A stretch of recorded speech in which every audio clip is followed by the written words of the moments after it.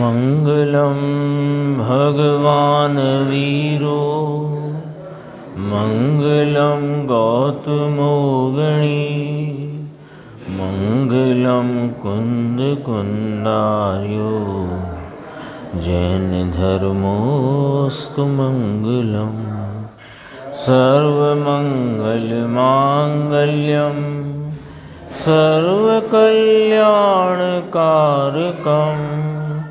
प्रधानं सर्वधर्माणां जैनं जयतु शासनम्।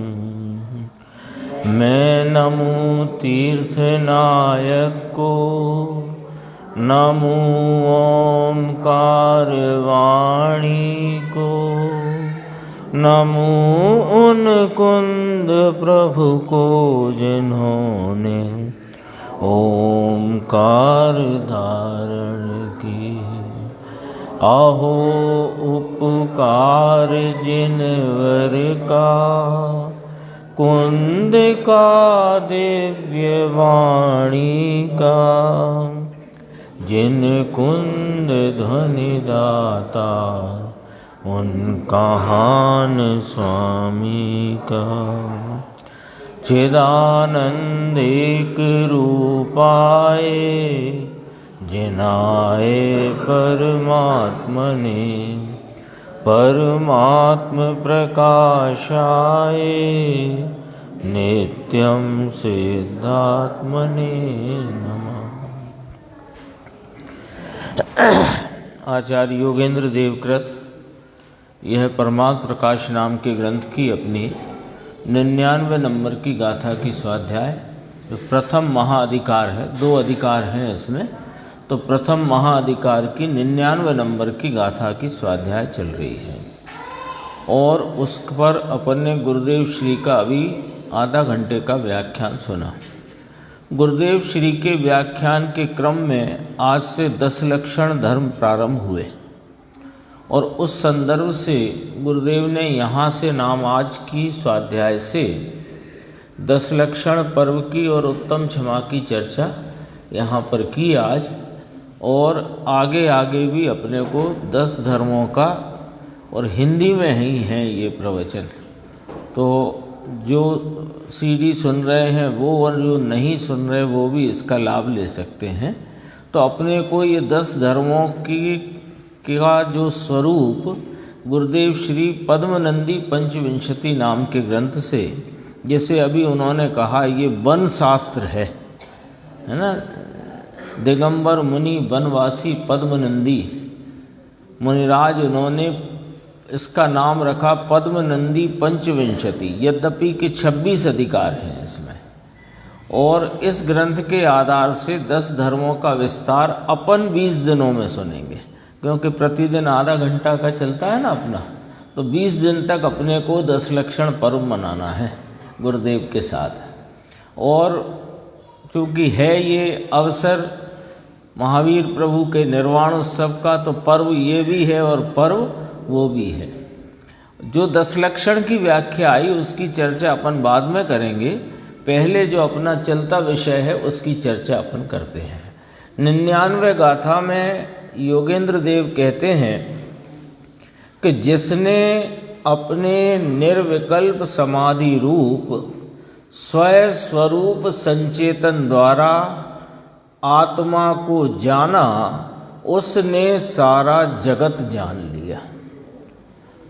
तो यद्यपि कि इसमें केवल ज्ञान का संदर्भ लेकर के ये बात कही गई, तथापि केवल ज्ञान स्वरूपी सर्वज्ञ स्वरूपी निज आत्मा के अनुभव रूप ज्ञान में सारे जगत का ज्ञान समा जाता है। इस संबंध में टीकाकार ब्रह्मदेव सूरी आचार्य ने 4 बोल लिए। तो एक बोल की चर्चा कल आई थी, दूसरे बोल की चर्चा आज आई है, तो वो दोनों बोल की चर्चा का अपन थोड़ा यहाँ पर देखते हैं। और फिर जो 10 लक्षण पर्व के संदर्भ में गुरुदेव का व्याख्यान आया उसमें से भी कुछ मुख्य अंश पे अपन चर्चा स्वाध्याय करेंगे। 272 पेज है। देखो, पहली व्याख्या तो यह कही कि अपने आत्मा का जिसे ज्ञान हुआ उसे 12 अंग सफल हुए। किस प्रकार कहा था कि द्वादशांग में जगत जानने वाले कौन? सर्वज्ञ देव। और सर्वज्ञ देव ने जाना, देखा और कहा, यानी दिव्य ध्वनि के द्वारा उनके उपदेश में संपूर्ण जगत का स्वरूप आ गया। और गणधर परमात्मा ने उस दिव्य ध्वनि को सुनकर द्वादशांग रूपी जिनवाणी की रचना अंतर मुहूर्त में की। उस द्वादशांग में सारभूत क्या आया कि एक निज शुद्धात्मा की प्रतीति, उसका आस्वादन और उसमें एकाग्रता, लीनता ही द्वादशांग का सार है। और ऐसे सार को जिसने अपने स्वरूप का आलम्बन लेकर अपनी परिणति में इस चैतन्य परमात्मा की प्रतीति की, उसका संचेतन नाम आस्वादन किया और उसमें एकाग्रता प्रकट की, उसने सारा जगत जान लिया। क्यों? क्योंकि उसने द्वादशांग के सार को जानकर उस सार को अपनी परिणति द्वारा सफल किया है। ये वाली बात पहले बोल में आई। देखो, उसे 12 अंग सफल हुए, अथवा 12 अंग में जो कहना था वह उसने जाना। तो यह जाना, यह अपना चैतन्य परमात्मा जाना, उसको आस्वाद किया, उसकी प्रतीति और रमणता की, तो उसने 12 अंग जाने। एक बोल तो ये हुआ। अब नीचे इसी में देखो दूसरा बोल, जिसने निर्विकल्प शांति द्वारा। यहाँ आत्मा जानने से तात्पर्य शास्त्र से जानना नहीं, उपदेश से जानना नहीं, अरे साक्षात दिव्य ध्वनि सुनकर आत्मा के स्वरूप को बहिर्लक्षी ज्ञान में जाना, उसे आत्मा जानना नहीं कहते। ये तो उस उपदेश को प्राप्त करके जो आत्मा है उसका अनुसरण करे, उसका आलम्बन लेकर स्वाद रूपता से जाने, उसको जानना कहते हैं। तो जिसने निर्विकल्प शांति द्वारा निज आत्मा का आनंद, परमानंद, सुख रस उसके आस्वाद होने पर अपने को जाना, उसने जग को जाना। ये दूसरा बोल आया। इसका अर्थ क्या आया कि अपने निर्विकल्प आनंद से, जो निर्विकल्प आनंद का सम्यक दर्शन ज्ञान रूप परिणति में उस निर्विकल्प अतीन्द्रिय परम आनंद रूप आस्वादन वेदन हुआ, तो वह पुरुष ने आस्वाद होने पर किसका? अपने स्वरूप के आश्रय प्रतीति और उसको विषय बनाकर जो परिणति में अतीन्द्रिय आनंद को स्वाद रूप लिया, तो उस स्वाद पर से वह ऐसा जानता है कि मेरा स्वरूप तो यह जो पूर्व में रागादि भाव का वेदन था और जिनके निमित्त से रागादि उत्पन्न होते थे, वे सब ही पर हैं, मुझसे भिन्न है। कैसे जाना? अभी हमने शास्त्र से ये जाना कि आत्मा ज्ञान स्वरूपी, आनंद स्वरूपी, नित्यानंद, अनादि अनंत, ध्रुव, ज्ञायक, अचल पदार्थ है। तो ऐसा शास्त्र के आलंबन से, शास्त्र की ओर के लक्ष्य से जो आत्मा के ऐसे स्वरूप को जाना तो बताओ इस समय काय का वेदन है? राग का वेदन है कि आत्मा के आनंद रूपी स्वाद का वेदन है? जैसे शक्कर का अपन सेवन करें तो शक्कर का मिश्री का सेवन करें तो मीठा स्वाद आना चाहिए, और किताब में पढ़ें कि मिश्री यूँ होती है, यूँ होती है, शक्कर ये होती है, गन्ने से बनती है, डबरा में बनती है, भाइयों ऐसा ऐसा ऐसा अनेक स्वरूप उसका समझें तो कितना मिठास अंदर घुल जाती है। शक्कर पर पीएचडी की गई पूरी पुस्तक पढ़ लो,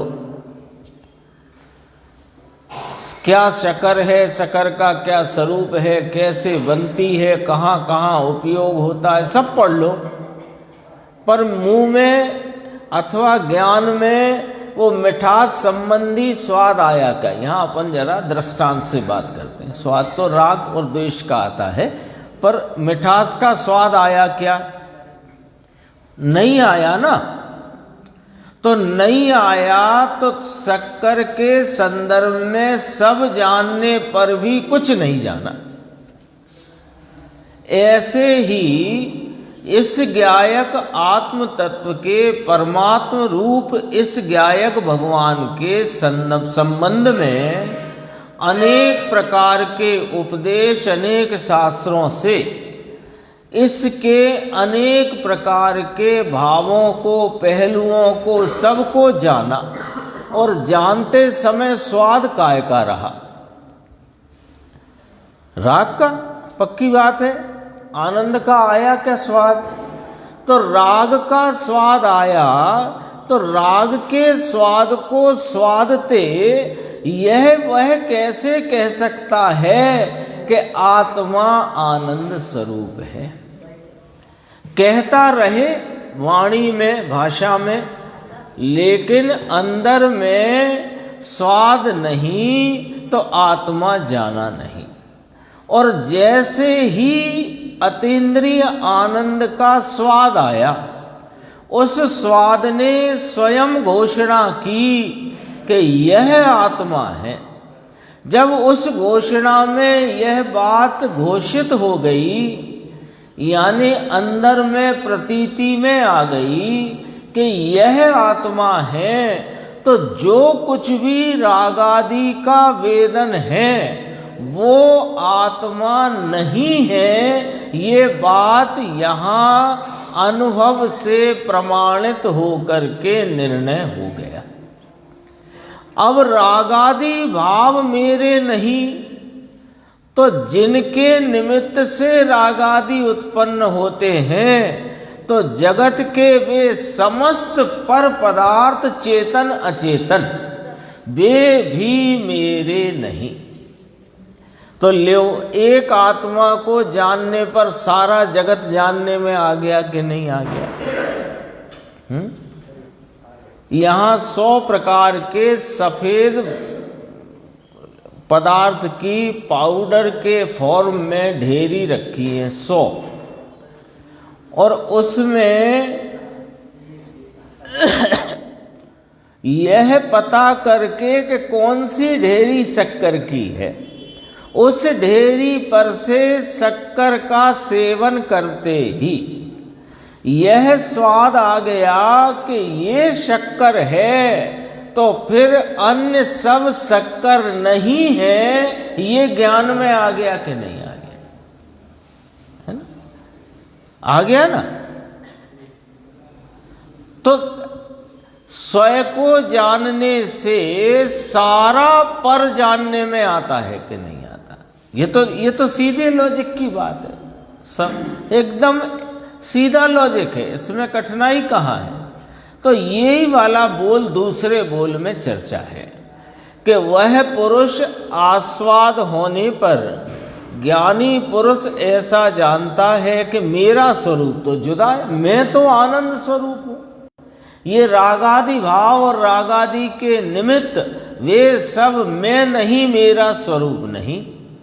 तो मैं आनंद स्वरूपी, मेरा स्वरूप राग से, देह से सबसे भिन्न हैं। तो जिसने आत्मा को निर्विकल्प समाधि द्वारा उसके सुख रस के आस्वाद पूर्वक जाना, उसने सारे जगत को जान लिया।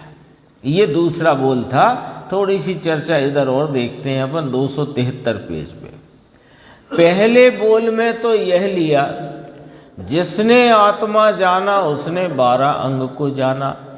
12 अंग में जो कहना था सारभूत तो वह जान लिया। 12 अंग का सारभूत भाव क्या अंकुर भाई?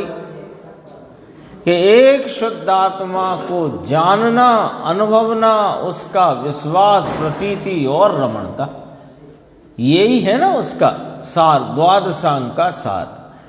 तो जिसने द्वादशांग के सारभूत आत्मा को स्वाद रूप जाना, उसने 12 अंग जान लिए। 12 अंग जान लिए माने सारा जगत जान लिया। अब कहते हैं कि दूसरा बोल जो अभी अपन पढ़ के आए उसी का थोड़ा और विस्तार देखो। अब कहते हैं, जिसने आत्मा के आनंद का स्वाद जाना, उसने राग से और पर से सबसे अपने को भिन्न जाना। वह पर को जानना कहलाया। इतनी सभा में जितने लोग बैठे हैं, तो मैं हूँ, बस इतना मैं जानूं, तो अन्य मैं नहीं हूँ, तो सारी सभा जानने में आ गई। कोई कैसा ही न्याय, लॉजिक, दृष्टांत जो आपको रुचता हो, जचता हो, वो समझ लेना, है ना। जब ये जाना कि ये हाथ में एक घड़ी है, तो बहुत नहीं है जानने में आता है कि नहीं? ऐसा लॉजिक है कि नहीं?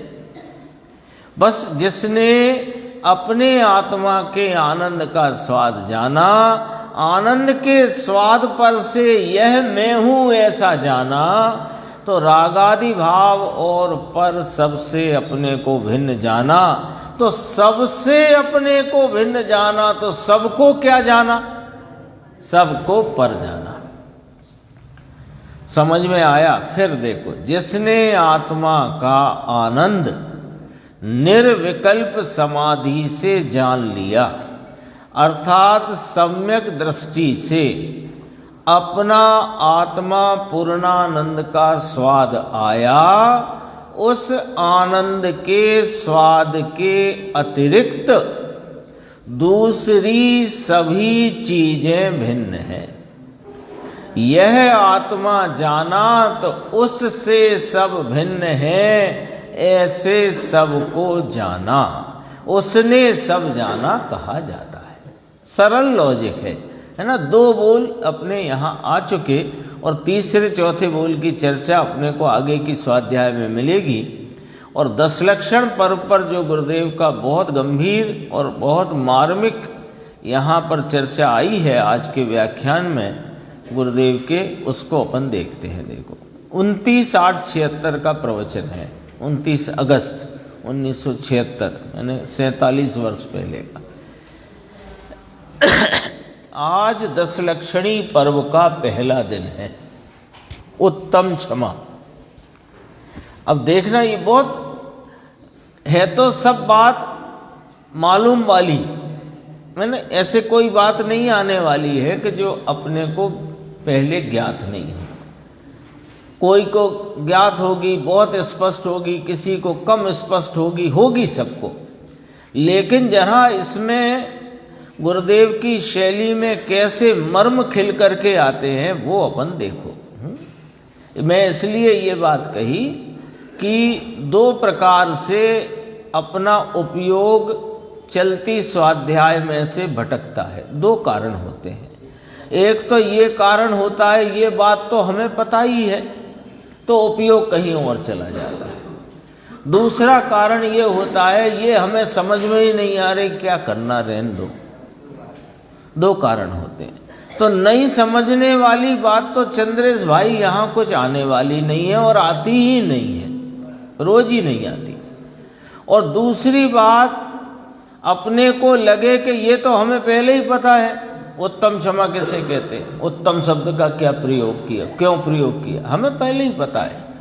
तो पहले ही पता तो होगा, जरूर होगा, है ना। अभ्यास अपन इतने समय से करते हैं तो क्यों नहीं पता होगा, होगा ही। लेकिन हर बार नई कोई ना कोई बात, उसमें नया न्याय, नई बात अपने सामने आती है, अथवा जो आ चुकी है उसमें कदाचित कोई स्पष्टता की कमी हो अथवा दृढ़ता की कमी हो, तो वह स्पष्टता और दृढ़ता हो जाती है। इसलिए विनम्र अनुरोध करते हैं कि उपयोग को न जाने देना इधर उधर।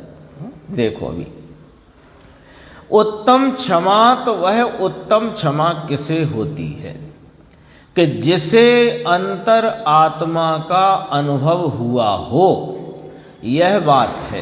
अंतर आत्मा का अनुभव हुआ हो यानी सम्यक दर्शन हुआ हो, यानी मोक्ष मार्ग प्रकट हुआ हो, निज चैतन्य के आश्रय से निश्चय सम्यक दर्शन ज्ञान चारित्र आदि, इसको सम्यक दर्शन कहते हैं।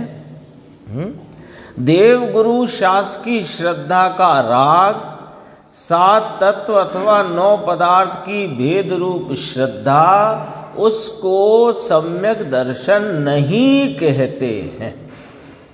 अब ये बात ख्याल करना है, ये बात बहुत विस्तार से आने वाली है कि पहले ही अपन उस पॉइंट को लेके चल रहे हैं, है ना।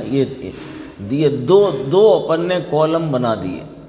अपने को उत्तम शब्द से क्या कहना है, उत्तम क्षमा, उत्तम मार्दव, उत्तम आर्जव, उत्तम शौच, सत्य, है ना। ये सभी धर्म, उत्तम शब्द का प्रयोग सभी धर्मों, मुनिराज को ये प्रकट होते हैं मुख्यतया, वो चर्चा आएगी। तो ये उत्तम शब्द का प्रयोग निश्चय सम्यक दर्शन ज्ञान चारित्र जिनकी परिणति में प्रवर्तमान है, उनके लिए यह उत्तम शब्द का प्रयोग है। तो उत्तम क्षमा, अभी तो वही विषय है। तो निश्चय सम्यक दर्शन ज्ञान चारित्र क्या कहलाया और व्यवहार सम्यक दर्शन ज्ञान चारित्र क्या कहलाया। अब दो बातें, जब ये दो कहलाए तो दो कब होते हैं कि एक से दूसरा भिन्न हो तभी होते हैं। यदि एक जैसा ही दोनों हो तो दो नहीं होते हैं, है ना। तो देखो, निज चैतन्य के आश्रय से निश्चय सम्यक दर्शन ज्ञान चारित्र जिनको प्रकट हुआ है, उनको उत्तम क्षमा होती है। यहाँ चारित्र की व्याख्या है। ये 10 धर्म चारित्र की मुख्यता से कहे गए हैं, तीनों जिसे अंतर में से प्रकट हो। तो जब चारित्र की मुख्यता से कहे हैं तो सम्यक दर्शन को क्यों ले आए बीच में, तो बीच में थोड़ी लाए हैं। पहले सम्यक दर्शन होता है तब चारित्र का भाव प्राप्त होता है, बीच में नहीं लाए। पहले वह सम्यक दर्शन यानी निज चैतन्य के आश्रय से परिणति में निर्मलता, पवित्रता और अतीन्द्रिय आनंद का स्वाद आता है, उसमें आप रूपता की प्रतीति हो, तब सम्यक दर्शन होने के उपरांत जब स्थिरता विशेष होती है तो चारित्र का जन्म होता है। और ये 10 धर्म चारित्र की व्याख्या है। तो सम्यक दर्शन तो उसका मूल है। चारित्रम खलु धम्मो और दंशन मूलो धम्मो, है ना। तो देखो, तीनों जिसे अंतर में से प्रकट हुए हों उसे निश्चय से उत्तम क्षमा होती है। व्यवहार सम्यक दर्शन में उत्तम क्षमा नहीं होती है। भले कितना ही विनयवान दयावान हो, लेकिन जब तक उसने अपने उपयोग को का नमन अपने उपयोग स्वरूप आत्मा में नहीं किया तो उसे जिन शासन विनयवान कहता नहीं। विनय माने झुकना, तो किसका झुकना? कि वर्तमान उपयोग का इस उपयोग स्वरूप आत्मा में झुककर उसमें आप रूपता की प्रतीति, संचेतन और रमणता हो, तो वहां पर विनय, क्षमा आदि भाव उत्पन्न हो। देखो, व्यवहार से मिथ्या दृष्टि को क्षमा नहीं होती, ये बात कही। व्यवहार से धर्म होता है ऐसा मानने वाले को उत्तम क्षमा नहीं होती।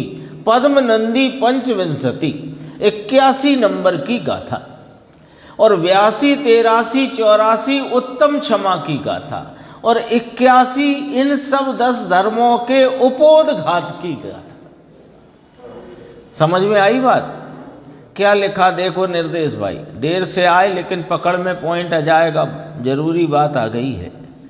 व्यवहार से धर्म होता है ऐसा मानने वाले को, भले उसकी परिणति में अत्यंत विनय, क्षमा आदि भाव दिखते हों, वर्तते हों, तो भी उसको उत्तम क्षमा नहीं होती।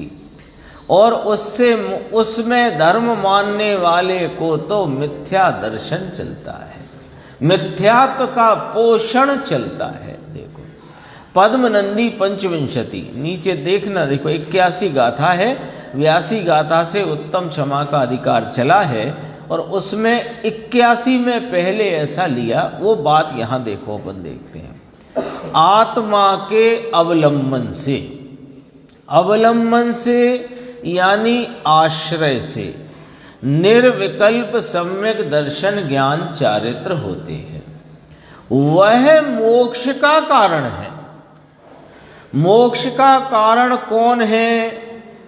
कि आत्मा के अवलंबन आश्रय से परिणमित निर्विकल्प सम्यक दर्शन ज्ञान चारित्र रूपी जो आत्म आराधना का परिणमन है, वही मोक्ष का मार्ग है, अन्य नहीं।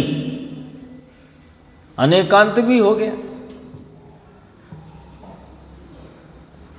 और देखो, सम्यक दर्शन ज्ञान चारित्र जो निज आत्मा के अवलंबन आश्रय से होता है, वह मोक्ष का कारण है, वह बंध का कारण जरा भी नहीं है।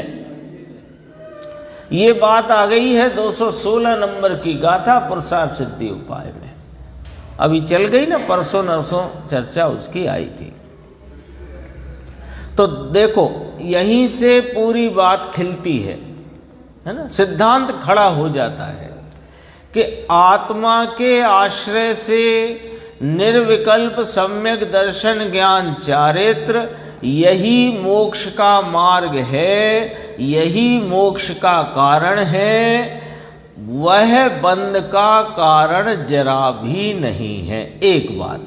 दूसरी बात, इस निश्चय सम्यक दर्शन ज्ञान चारित्र से अतिरिक्त जो कुछ भी दया दान व्रत पूजा भक्ति आदि के विकल्प, जिन्हें उपचार से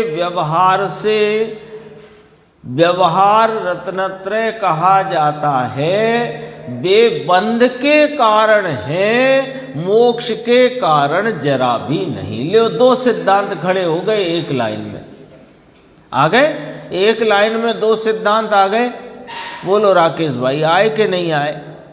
सीधी बात आ गई दोबारा से। आत्मा के निजात्मा के अवलंबन से प्रकट होने वाले सम्यक दर्शन ज्ञान चारित्र का परिणाम वही मोक्ष का कारण है, वह बंध का कारण नहीं।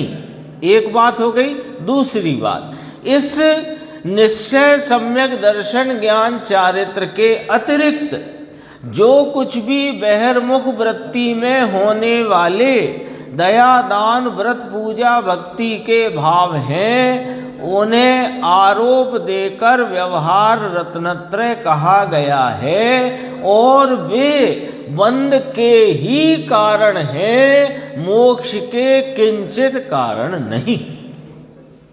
हो गई, दो सिद्धांत खड़े हो गए। अनेकांत आ गया, एकांत तो नहीं रहा। कहां एकांत है, अनेकांत आ गया।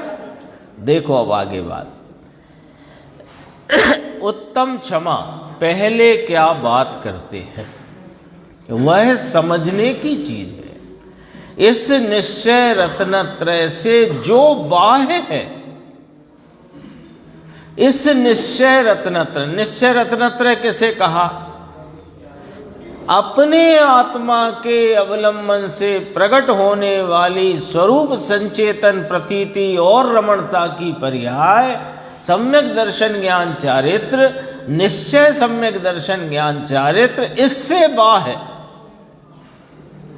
यानी स्वरूप के आलम्बन से अतिरिक्त उपयोग का किंचित भी बहिर्मुख वृत्ति परिणमन है, वो सब बाह्य है, निश्चय रत्नत्रय से अन्य है, निश्चय रत्नत्रय स्वरूप नहीं है।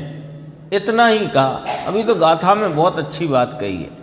आचार्य स्वयं कहते हैं, पद्मनंदी आचार्य जंगलवासी वनवासी मुनि थे, जो कोई निश्चय सम्यक दर्शन ज्ञान चारित्र अपने आश्रय से निर्विकल्प आनंद की वेदना, वेदना माने संचेतना, वेदना माने तकलीफ नहीं, वेदन होना, वेदन का परिणमन, वेदना, आनंद का अनुभव होना, वह सम्यक दर्शन ज्ञान चारित्र है। इसके अतिरिक्त एकदम सीधा न्याय है, जो स्वरूप के आलम्बन में वर्तने वाली ज्ञान दर्शन चारित्र श्रद्धा की परिणति है, उसके अतिरिक्त उससे जितना भी बाहर को जाता, चाहे वह उपयोग साक्षात विराजते तीर्थंकर के प्रति जाता हो, उनके दिव्य ध्वनि के प्रति जाता हो, और दया आदि के परिणाम में जाता हो, बाह्य संयम रूप व्रतादि के परिणाम में जाता हो, सब कहाँ जा रहा है? बाहर जा रहा है। वह निश्चय रत्नत्रय से बाह्य है। पद्मनंदी पंचविंशति 81 नंबर की गाथा है, पढ़ लेना घर में जाकर के, बहुत गजब की बात है। देखो, वह चाहे शुभ हो और चाहे अशुभ हो, इस स्वरूप के आलम्बन में वर्तने वाली श्रद्धा ज्ञान चारित्र की परिणति, उसके अतिरिक्त श्रद्धा ज्ञान चारित्र आदि अनंत गुण ले लेना, सब अपने स्वरूप के आलम्बन में वर्तने वाले उस परिणति से बाह्य, इस स्वरूप को विषय के न करके अन्य कोई भी प्रशस्ततम विषय होए। प्रशस्ततम विषय कौन हो सकता है जगत में? कि साक्षात विराजमान तीर्थंकर परमात्मा और उनकी दिव्य ध्वनि। समोसरण भी नहीं, समोसरण नहीं, समोसरण में विराजमान साक्षात तीर्थंकर परमात्मा और उनकी दिव्य ध्वनि।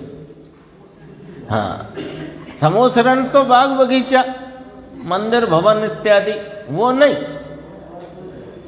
प्रशस्त तम की बात चल रही है ना। वो उधर भी जो उपयोग जाता हो और परिणति में चाहे शुभ भाव उत्पन्न होता हो, अथवा घर गृहस्थी कुटुंब परिवार में वर्तने वाले उपयोग में अशुभ भाव वर्तता हो, वह सब बंध का ही कारण है, ही लगा है यहाँ। अभी पढ़ेंगे उसको नीचे की पंक्ति में, मूल पाठ में है। देखो, बाह्यम बाह्यार्थमेव तिरतयम अपि परम स्याच्छुभो वा बंधः संसारमेवम। देखो क्या अर्थ है इसका, ऊपर पढ़ चुके हैं गुरुदेव। बाह्यम बाह्यार्थमेव तिरतयमपि परम, तीर्थमपि माने अपने निश्चय रत्नत्रय रूप, तीन जो रत्नत्रय रूप, निश्चय रत्नत्रय, आत्मा के आश्रय में परिणमने वाला निश्चय रत्नत्रय, उससे जो बाहर है वो बाहर ही है, बाहार्तमेव, बाहर ही है। और स्यात् अशुभो वा शुभो वा, वो जो चा और छ लगा है ना, उसको खोल देते हैं अपन। स्यात् शुभो, स्यात् अशुभ, स्यात् शुभ वा शुभो वा, यानी चाहे वह अशुभ हो चाहे वह शुभ हो, बंधः, बंध रूप है, तथा आगे क्या लिखा, संसारम एवं, संसार ही है।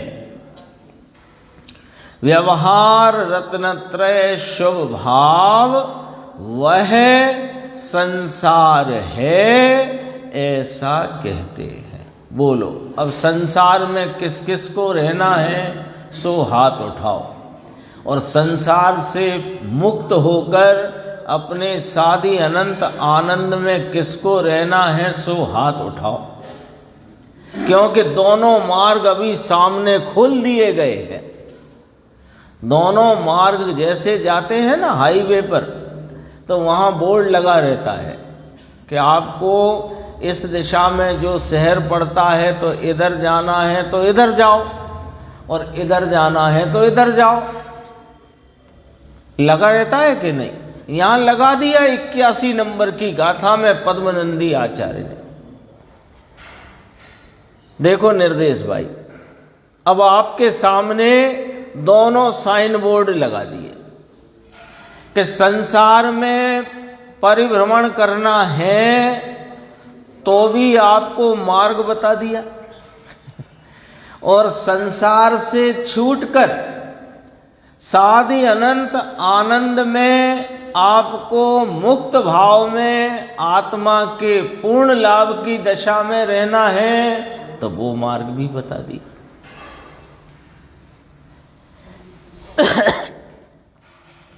इस आत्म स्वरूप के आलम्बन से बाह्य जितना भी परिणमन है वह बंध रूप है, चाहे शुभ हो चाहे अशुभ हो, वह संसार है, उससे संसार चला करता है। और निज आत्मा के आश्रय में वर्तने वाले श्रद्धा ज्ञान चारित्र आदि अनंत गुणों का जो परिणमन पवित्र है, आनंद रूप है, वह मुक्ति का कारण है। और उससे नियम से यह जीव अपने पूर्ण लाभ को प्राप्त करके मोक्ष दशा को प्रकट करता है। दोनों सामने है। अब रुचि अपनी अपनी। अभी किसी को लगता अभी क्या करेंगे मुक्त होकर, अभी कुछ दिन और संसार में, अरे कुछ दिन काय को, बरसों बरस सागरों निकालो, अनंत काल निकालो, मार्ग यहाँ है उसका भी और छूटने का भी। सब विकल्प अपने पास है यहाँ अभी के अभी, है ना। और फिर बाद में मिलेगा कि नहीं, ये विकल्प समझ लेना। हो सकता है कि फिर संसार ही मिलता रहे, फिर विकल्प उससे छूटने का ना मिल पाए। अभी मिल रहा है, अभी चांस है, आगे देखना। अभी इस बात को किसने कहा है, ये वाली बात इस 81 नंबर गाथा में कहा, श्रुत निपुणाधिय। श्रुत में निपुण जिनकी बुद्धि है, श्रुत में निपुण बुद्धि वाले आचार्य, महाश्रुत ज्ञानी साधवस्तम वदंत संसारमेवम्। ये 81 नंबर की गाथा है। निश्चय रत्नत्रय के अतिरिक्त जितने बाह्य के व्यवहार के विकल्प उठे, वे सब बंध के कारण और संसार एवं, यानी संसार ही है। कौन कहता है कि वे श्रुत के पारंगत आचार्य ऐसा कहते हैं। ऊपर का देखना एक पंक्ति है ना, इसका जो अपने को इससे क्या प्रेरणा लेनी चाहिए कि श्रुत ज्ञान के पारंगत आचार्य कहते हैं, इसलिए भव्य जीवों को निश्चय रत्नत्रय के लिए ही प्रयत्न करना चाहिए। व्यवहार रत्नत्रय का प्रयत्न नहीं करना चाहिए। सुनना जरा बात को आराम से, घबराए बिना है। जो निश्चय रत्नत्रय के लिए प्रयत्नशील होता है वो नियम से देव गुरु शास्त्र के अवलंबन में ही स्वतः आ जाता है। तो वो करने योग्य कार्य ना कहा, क्योंकि वह बंध रूप है, संसार स्वरूप है, लेकिन वह होकर के और वह छूट करके स्वरूप का आलम्बन होकर जो निश्चय रत्नत्रय नाम निश्चय सम्यक दर्शन ज्ञान चारित्र प्रकट होता है वह ही मोक्ष का कारण है और वह बंध का कारण नहीं है। ये भी बात आ गई है। आगे देखो, इसमें और भी गंभीर गंभीर बात है। ये 82 गाथा यहाँ से ली। देखो क्या कह कर के ली कि श्रुत के पारंगत आचार्य ऐसा कहते हैं कि निश्चय रत्नत्रय के अतिरिक्त जितने बाह्य के व्यवहार के विकल्प हैं वे सब बंध के कारण हैं और संसार स्वरूप है। ये कहकर अब 82 गाथा यहाँ से अपन पढ़ते हैं। देखो, जड़ जन कृत बाधा आक्रोश हासा अप्रियदा वपिसति न विकारम यन्मनो याति साधो अमल विपुल चित्तेर उत्तमा सा क्षमादौ शिवपथ पथिका नाम सत्सहायत्वम इति। अर्थ है इसका, मूर्ख जनों द्वारा किए हुए बंधन, क्रोध, हास्य आदि के होने पर तथा कठोर वचनों के बोलने पर भी जो साधु अपने निर्मल धीर वीर चित्त से विकृत नहीं होता। ये किसकी बात है? सम्यक दर्शन ज्ञान सहित की बात है। बिना सम्यक दर्शन ज्ञान के बाह्य में कितनी भी विनय और क्षमा परिणति में दिखाई दे, किंतु वह उत्तम नहीं है ना। कैसे भी सहन करके उपसर्ग आदि परिचय आदि को वह सहन कर ले। देखो, एक होता है सहन करना और एक होता है जय करना।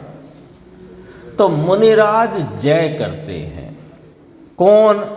जो सम्यक दर्शन ज्ञान चारित्र की परिणति में परिणित प्रचुर स्वय संवेदन की मोहर छाप वाले 6वें 7वें गुणस्थान में झूलते हुए मुनिराज, उन पर उपसर्ग और परिचय आदि के संयोग होने पर भी वे उनको जय करते हैं।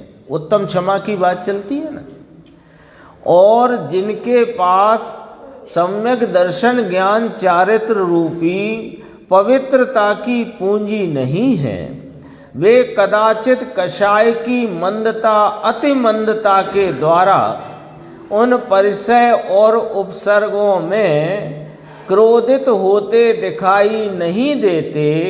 वे सहन करते हैं, जय नहीं करते। आ गया, स्पष्ट आ गया ख्याल में। तो जय कौन कर सकता है? कि जिसकी परिणति में स्वरूप के आलम्बन से स्वरूप की प्रतीति, आस्वादन और रमणता रूपी निश्चय रत्नत्रय की पवित्र धारा बह रही है, वो कर सकता है। ये तो बात जो करी, ये व्यवहार में बाहर में मुनिराजों के किस प्रकार क्षमा दिखाई देती है, उत्तम क्षमा। तो उत्तम क्षमा, उत्तम तो अंतरंग में परिणमन है, उस उत्तम अंतरंग के उत्तम परिणमन के प्रवर्तन में बाह्य में ऐसी क्षमा सहज ही दिखाई देती है। उसका वर्णन है मूर्ख जनों द्वारा किए हुए बंधन, क्रोध, हास्य आदि के होने पर तथा कठोर वचनों के बोलने पर भी जो साधु अपने निर्मल धीर वीर चित्त से विकृत नहीं होता। देखो, सामने वाले पर क्रोध करे न करे वो बात अलग है, पर अंदर में विकृति आ गई और उसे सहन कर लिया, वो क्षमा नहीं हुई। समझना, पॉइंट समझना। क्या लिखा है पद्मनंदी आचार्य ने? अपने निर्मल धीर वीर चित्त से अंतरंग को विकृत नहीं होता, विकृत नहीं होता। देखो, विकृत नहीं होता और अंतरंग में विकृति आ गई, पर बाहर में क्रोधित अपने को नहीं होने देता। दोनों में फर्क है, दोनों में फर्क है। बहुत सरल सी बात है। जिसने अपने चैतन्य स्वभाव के आलम्बन से परिणति में पवित्र वीतरागता की पूंजी अर्जित की है, 3 कषाय चौकड़ी के प्रचुर स्वय संवेदन की जिसको मोहर छाप चलती है, अंतरंग में वीतरागता की मोटी धारा बहती है, उसको बाह्य में उपसर्ग, परिचय आदि के संयोग होने पर भी वह अपनी इस वीतरागता की पूंजी के बल पर स्वरूप का आलम्बन लेकर के उनको जय करता है। और जिसके पास ये पूंजी ही नहीं है, वीतरागता की परिणति का अंश भी जहाँ जागृत ही नहीं हुआ है, अंकुरित ही नहीं हुआ है, उसके पास तो कषाय की मंदता की किराए की पूंजी है। तो वो कषाय की मंदता के आधार पर अंदर में विकृत होता हुआ बाह्य में विकृति को प्रदर्शित नहीं करता, ये सहन करता है और वो जय करता है। बात की बारीकी को समझने का प्रयत्न करना चाहिए, और वो अपने साथ गुरुदेव श्री हैं तो सब बात एकदम स्पष्ट होकर के आती है। देखो, हैं? स्वरूप में चले जाते हैं, उन पर लक्ष्य ही नहीं। यशोधर मुनिराज पर श्रेणिक राजा ने मरा हुआ सर्प डाल दिया, तो वहां मंद कषाय से नहीं प्रवर्तन था, वहां तो अकषाय स्वरूप में प्रवर्त हो। देखो, ये ध्यान रखना कि मुनिराज शुद्ध उपयोग में थे तब सर्प नहीं डाला था, डाल नहीं सकते, क्योंकि 7वें गुणस्थान शुद्ध उपयोग की भूमिका में उपसर्ग नहीं कर सकता, बैरी से बैरी कोई आ जाए। लेकिन मुनिराज लगातार 7वें में रहते नहीं। आधि सेकंड का है 6वें 7वें गुणस्थान में झूलने वाले भावलिंगी संतों का 7वें गुणस्थान की शुद्ध उपयोग भूमिका का उत्कृष्ट काल आधि सेकंड है। अब वो आ गया, तो जब वो सविकल्प दशा में थे तब सर्प डाल दिया, लेकिन उन्होंने उस पर से लक्ष्य हटाया और स्वरूप में गुप्त हो गए। इसको कहते हैं उपसर्ग जय। और कषाय की मंदता में अब डाल दिया है, हटाऊंगा नहीं, हटाऊंगा नहीं, काटने दो चींटियों को, शरीर ही तो काट रही हैं, मेरा क्या बिगड़ रहा। ये मंद कषाय है। शरीर से भिन्न अपने को अनुभव करता हुआ अपने में गुप्त होना, ये धर्म है। और शरीर ही तो काट रही है, मेरा क्या है, शरीर ही तो काट रही है, मेरा क्या है, ये कषाय की मंदता है, ये धर्म नहीं है। समझना बात को। देखो, जिसे सम्यक दर्शन नहीं, उसे उत्तम क्षमा नहीं होती, कृत्रिम क्षमा होती है, जो अभी अपन ने बात करी। पुण्य बंध का कारण है, उससे क्या होता है? पुण्य बंधता है। समझ में आया? और देखो आगे, ये थोड़ी सी चर्चा है। देखो, हमको भी शास्त्र में लिखने का जो विकल्प आया, पद्मनंदी आचार्य की तरफ से कथन है, हमको भी शास्त्र में लिखने का जो विकल्प आया, बहुत गंभीर है ये बात, वह बंध का कारण है और संसार है। पद्मनंदी आचार्य कहते हैं कि ये उत्तम क्षमा का स्वरूप और 10 धर्मों का स्वरूप हमको लिखने का जो विकल्प आया है, ये बंध का कारण है, संसार भाव है। हम इस संसार भाव में आ गए हैं, लेकिन हमारे पास अपना खूंटा है। समझ में आया? अब देखना, जरा देखना, इसकी बारीकी देखना। शास्त्र लिखने का जो विकल्प आया, ये बंध का कारण है, संसार है। जब इतना उत्कृष्ट शुभ भाव को संसार कहा जा रहा है, तो अशुभ भाव की बात क्या करना? संसार में कमाना, स्त्री पुत्र परिवार के लिए व्यापार धंधे में रुकना, वह तो अकेला पाप है, एकांत पाप। अन्याय नीति से कमाना तो महापाप, न्याय नीति से कमाना भी पाप है। ध्यान रखना, हम तो न्याय नीति से कमाते हैं तो हम पुण्य करते हैं, ना भूल में ना रहना। न्याय नीति से कमाना भी पाप है, अन्याय नीति से कमाना तो महापाप है। अभी देखो, अपन उस विषय में आगे नहीं जाके आगे बढ़ते हैं।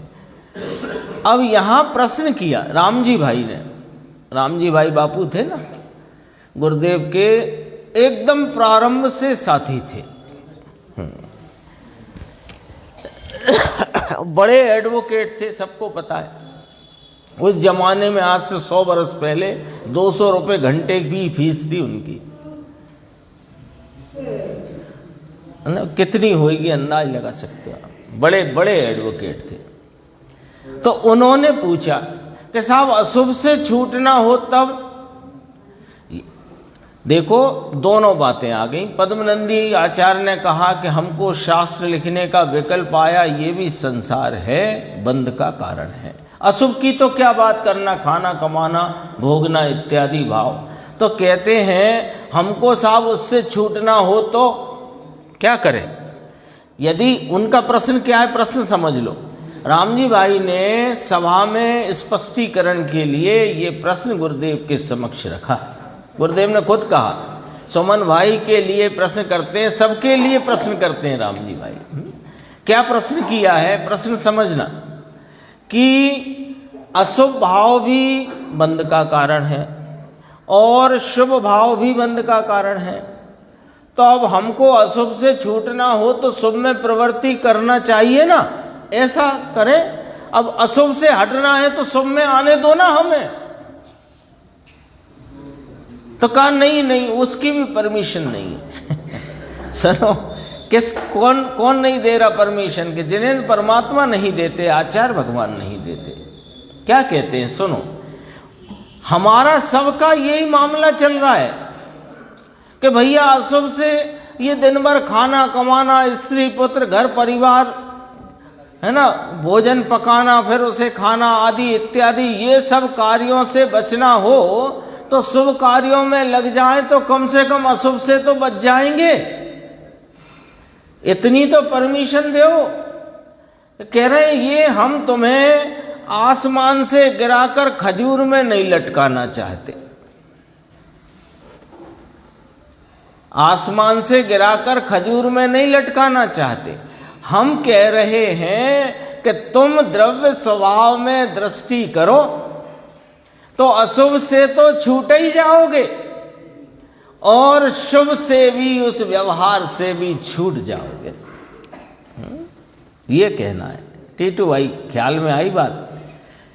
यानी हमारा लक्ष्य ये नहीं होना चाहिए कि अशुभ से छूट के शुभ में आ जाओ तो कम से कम अशुभ से तो बच गए, कि नहीं नहीं, ये कोई आपका लक्ष्य निर्धारण ही गलत है। आप तो द्रव्य स्वभाव की मुख्यता में इस परम वीतरागी भगवान की मुख्यता में आओ, इसके लिए इसको प्राप्त करने के प्रयत्न में आओ तो अशुभ तो छूट ही जाएगा। और जो कोई शुभ बीच में आ पड़ा है वो भी छूट करके द्रव्य स्वभाव की दृष्टि होकर वीतराग भाव की प्राप्ति हो जाएगी। अशुभ से छूटकर शुभ में आना, खजूर में अटकने का हमारा कोई उद्देश्य नहीं होना चाहिए। ये वाली बात है। आगे देखो थोड़ा सा। 10 लक्षणी अर्थात 10 लक्षण। इस पूरी चर्चा का लक्ष्य क्या है कि चारित्र, यह चारित्र के 10 भेद हैं। 10 लक्षण पर्व वह चारित्र के 10 भेद हैं। तो चारित्र किसे, कि जिसे सम्यक दर्शन ज्ञान हुए तद उपरांत उसके उपरांत स्वरूप की रमणता की वीतराग दशा उत्पन्न होती है, उसे ऐसी उत्तम क्षमा होती है। इतनी शर्त सहित उत्तम क्षमा कही गई है, कही जाती है। देश अंश में समकृति श्रावक को भी होता है। देश माने आंशिक।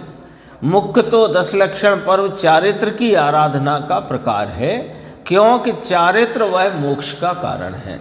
और वह चारित्र कब होता है कि सम्यक दर्शन हो तो होता है। इसलिए चारित्र मोक्ष का कारण है। उस चारित्र के ये उत्तम क्षमा आदि 10 भेद हैं। वह समकृति को ही दर्शन ज्ञान चारित्र हुए, उसके 10 भेद हैं। उनकी व्याख्या करते हुए 83 गाथा की एक पंक्ति पढ़ी, फिर 84 गाथा पढ़ते हैं। यहाँ पूरा होता है आज का विषय। आचार्य कहते हैं कि गुण रूपी शाख पत्र फूलों से सहित यह यति रूपी वृक्ष है। मुनिराज की बात है ना मुख्यतया। तो मुनिराज को क्या यहाँ उपमा दी कि गुण रूपी शाखाएं, पत्ते और फूलों से सहित शोभायमान यह मुनि रूपी वृक्ष है। यदि जो अंदर क्रोध हो जाए, शब्द पढ़ना,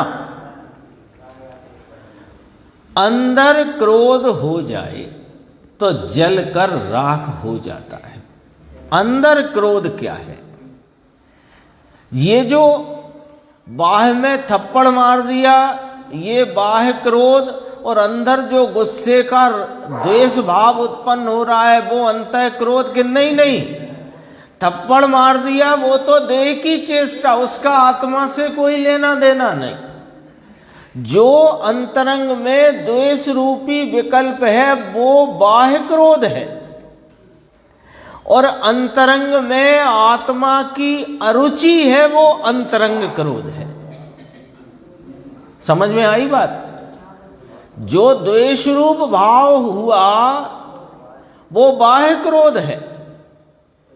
बाहर में कुछ भी हाथ पैरों की चेष्टा किसी प्रकार की, वो तो देह की चेष्टा है, वो नहीं। जो अंदर में क्रोध का द्वेष परिणाम है वो बाह्य क्रोध है। तो अंतः क्रोध क्या, अंदर का क्रोध क्या, कि आत्मा की अरुचि का हो जाना, वो अंदर का क्रोध है ना। आत्म अरुचि सो क्रोध अपार, ज्ञायक भाव क्षमा भंडार। ये कोई पूजा की पंक्ति है ना ऐसी। तो अब देखो, अंदर क्रोध हो जाए तो जलकर राख हो जाता है।